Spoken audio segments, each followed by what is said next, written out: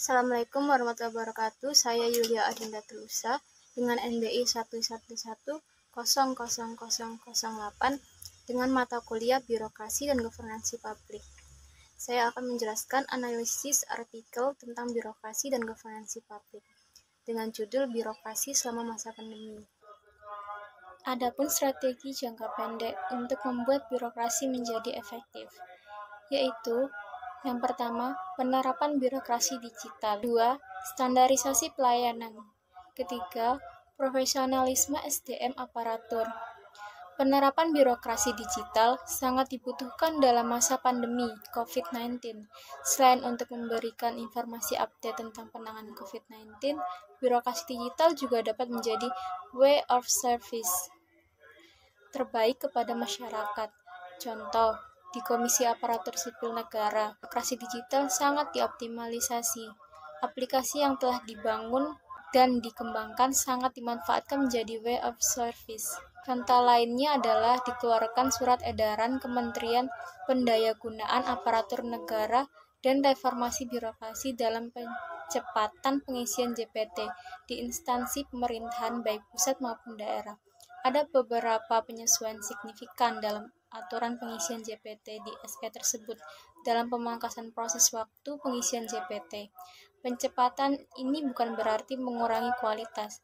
Kualitas tetap dijaga dan diawasi secara ketat.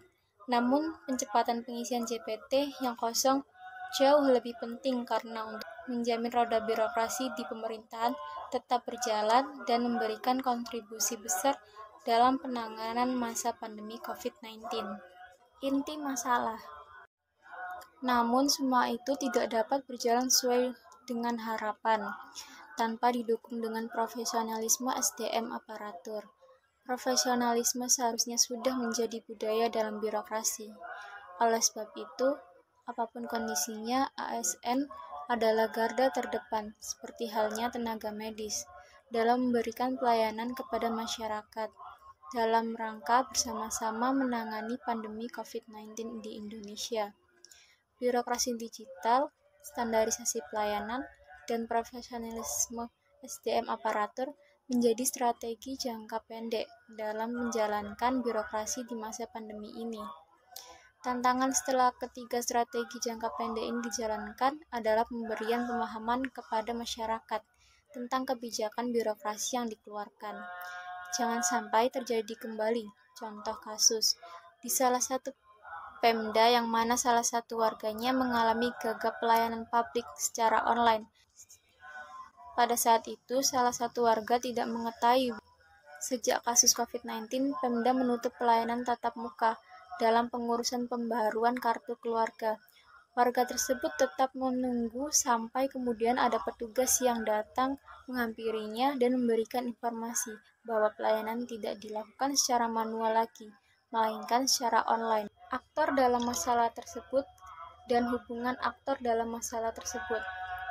Sebagai aktor birokrasi dan juga sebagai pelayanan publik, para ASN harus memiliki peran penting untuk memberikan pemahaman, sekaligus mengedukasi masyarakat dengan penuh kesabaran dan rasa tanggung jawab.